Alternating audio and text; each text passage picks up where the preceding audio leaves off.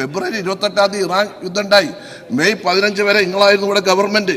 അന്നത്തെ ഈ വേരിയേഷനും വിലവർദ്ധനവും ഒന്നും ആഗോള പ്രതിഭാസമൊന്നും നിങ്ങൾക്ക് ആർക്കും അറിയില്ലായിരുന്നു. ഇവിടെ അങ്ങനെ ഒരു സ്തംഭനാവസ്ഥയും കാര്യങ്ങളൊന്നും ഉണ്ടായിട്ടില്ല. സംസ്ഥാനത്തെ റോഡ് വികസന പദ്ധതികൾക്ക് ആവശ്യമായ ബിറ്റുമിൻ ലഭ്യത ഉറപ്പാക്കുന്നതിനും വസ്തുക്കളുടെ വിലവർദ്ധന അടിസ്ഥാനമാക്കി യുക്തിസഹമായ നിരക്ക് പുനഃപരിശോധിക്കുന്നതിനും അടിയന്തരമായി ഇടപെടണം.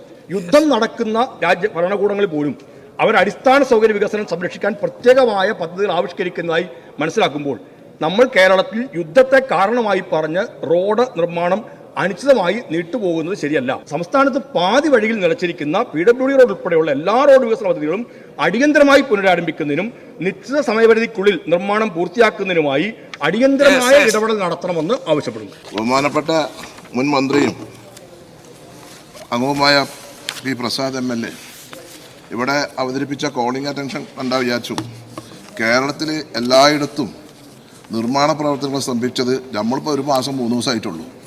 അതുകൊണ്ടാണെന്ന് വിചാരിക്കും.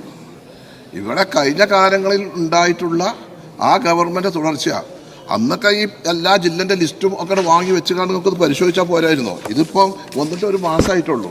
ഇവിടെ നിർമ്മാണ പ്രവർത്തനങ്ങളൊന്നും സ്തംഭിച്ചിട്ടില്ല. ഇവിടെ നിർമ്മാണ പ്രവർത്തനങ്ങളുടെ കേരളത്തിലെ ഒരു കാലാവസ്ഥ എന്ന് പറയുന്നത് നമുക്കെല്ലാവർക്കും അറിയാം. മഴക്കാലായ സാറുപടി നടക്കുമോ?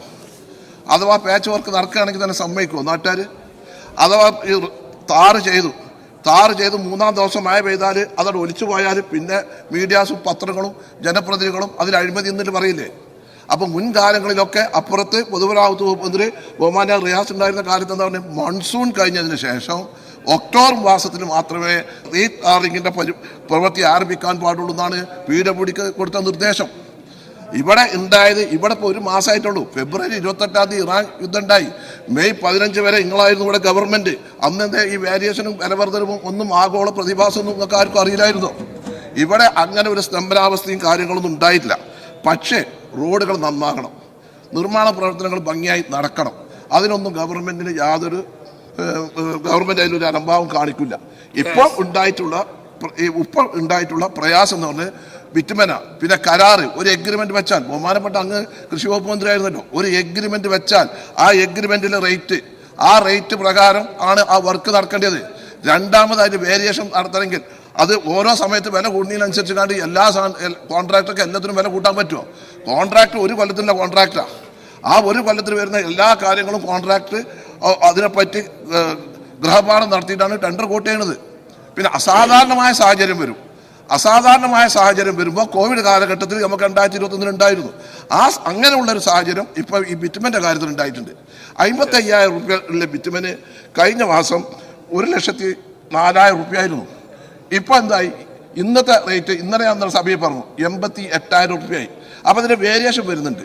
അപ്പോൾ എല്ലാ അംഗങ്ങളും എല്ലാവരും ഈ പ്രശ്നം നമ്മുടെ ശ്രദ്ധയിൽപ്പെടുത്തിയിട്ടുണ്ട്. മന്ത്രിമാരൊക്കെ, ബഹുമാനപ്പെട്ട മുഖ്യമന്ത്രിക്ക് ഫയൽ കൊടുത്തിട്ടുണ്ട്, ധനകാര്യ വകുപ്പിന് ഫയലുണ്ട്. അപ്പം അതിൽ ഒരു വിഷയം എന്താ വെച്ചാൽ പൊതുമരാമത്ത് വകുപ്പിന് മാത്രമല്ല ബിറ്റുമൻ്റെ ആ വേരിയേഷൻ കിട്ടേണ്ടത്, പഞ്ചായത്തുകളും ജലസേചന വകുപ്പും അവർക്ക് കൂടി ആകണം. അതുകൊണ്ട് ആ ഫയൽ പോയിട്ടുണ്ട്. അടുത്ത മന്ത്രിസഭത്തിൽ അതിന് പരിഹാരം ഉണ്ടാവും.